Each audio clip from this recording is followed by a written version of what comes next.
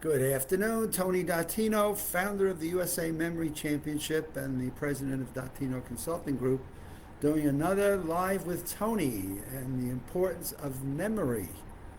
And I continually, as I've explained to folks last week, I'm up in New York for about a month, and I'm helping the love of my life go through some surgery she's had. And it's brought me back to my bookshelf. As you may see here, a group of books. I've got more in my basement, but these are books that have had such an impact on me over the work that I've done with the Memory Championship, with creativity, with different elements of how we become smarter and more creative. And so I continue to go back to this book that was written by Josh Foer, and I keep wondering why so many years later, as this book was published, people keep picking this book up and keep reading it. And so as I'm rereading it for my third time, it's so sensible why this has passed the test of time and continues to have people read it and want to talk about the USA Memory Championship and the memory skills that we offer for people that come into the Memory Championship. And so here's a couple of paragraphs that are important, and it starts with, anyone can do this. There are techniques in the understanding of how memory works. Every day there seems to be more to remember, more names, more passwords, more appointments. And boy, do I think of passwords, and how do you do passwords, and with security breaches and things of that sort. Has Josh really hit the nail on the head? The culture constantly inundates us with new information, yet our brains capture so little of it. Must, must, Most just go in one ear and out the other. All this information, it kind of passes through. Which brings me to the first lesson of memory. When you're reading a book or you're meeting someone, the first thoughts you should be having are, what are the techniques or skills, or how am I going to utilize my brain to listen and retain the information I'm either reading, or the information I'm hearing or observing, or somebody's name as they're giving it to me. And so memory starts with the first part of it, which is, how am I going to make a point of staying focused and remember what somebody is talking to me about, or something I'm reading that I want to remember? And so the first question you ask yourself is, gee, do I want to remember this? Is this going to be important to where I want to remember it?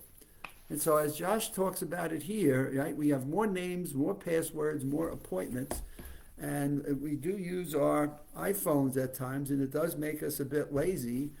And are we dumbing our brains down? I don't know the answer to that question, but boy, are we on a long-term memory research project that I'm not sure if anyone has really started to do a scientific white paper on it. But Josh goes on to say, most of the information we get goes in one ear and out the other. So when I'm talking to people about remembering names and faces, the first question I always ask them is, do you want to remember this person's name? Is this someone you're going to meet again? Therefore, you want to focus. Is this somebody you want to build a relationship with, or a business associate, or you want to make an impression in a positive way? If the point of reading was simply to retain knowledge, it would probably be a single least efficient activity that we engage in.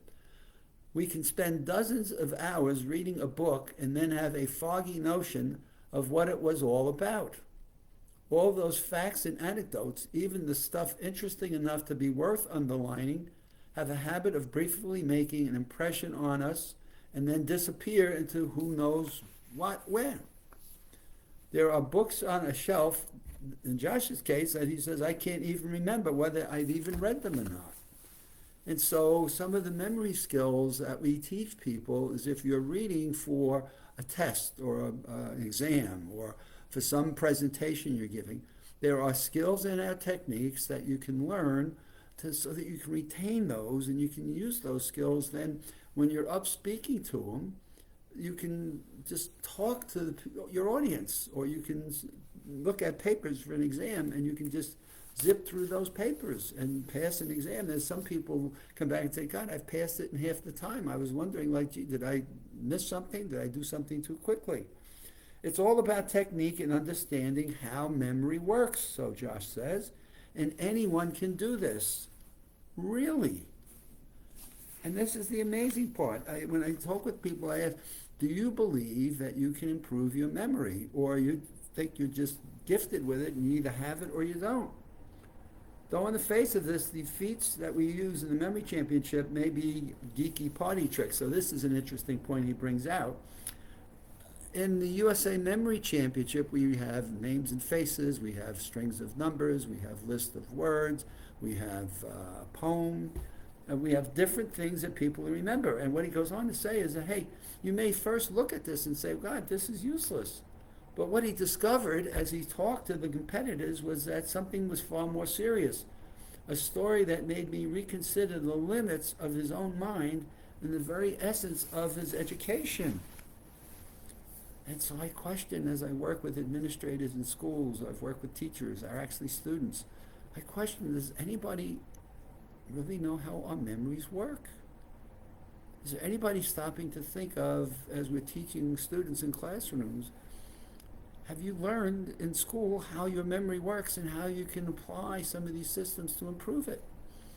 And it brings me back, as I read Josh's notes there, it brings me back to a keynote that I was doing in Harrisburg, Pennsylvania, for one of the high school memory competitions and championships that we ran for high schools in Harrisburg, Pennsylvania, where groups of schools came with teams to compete for the best memory in the United States. And I asked the question, when do we use our memory? And one of the students looked up and said, Mr. Dattino, is that a trick question?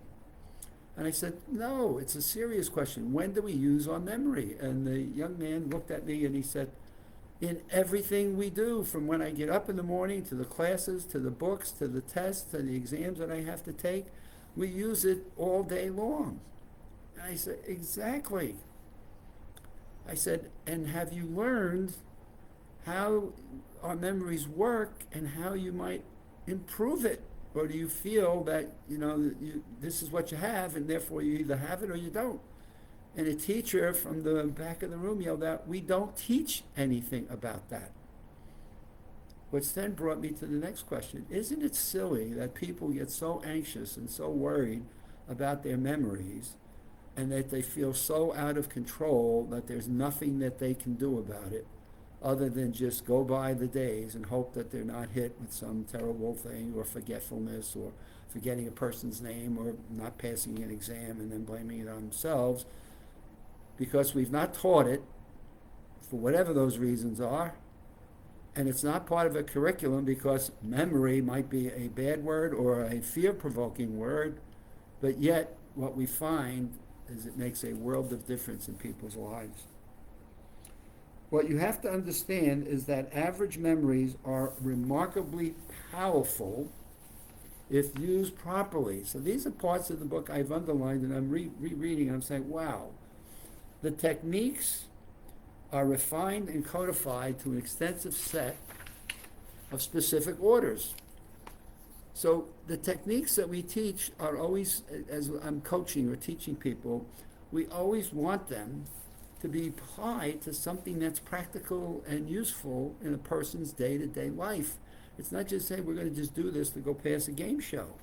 We're going to teach you this first, names and faces. Is it important for you to remember names and faces? I actually have a doctor who's asked, is it possible for you to help me to remember the names and faces of the people that I interact with and or especially my patients? I think that would make a huge difference in my patients knowing that I listen, they can trust me, and I can build a relationship that they can share with me whatever they need to share. And so, list of numbers. Is it important for us today, other than the dumbing down, let's go plug it in, remember phone numbers.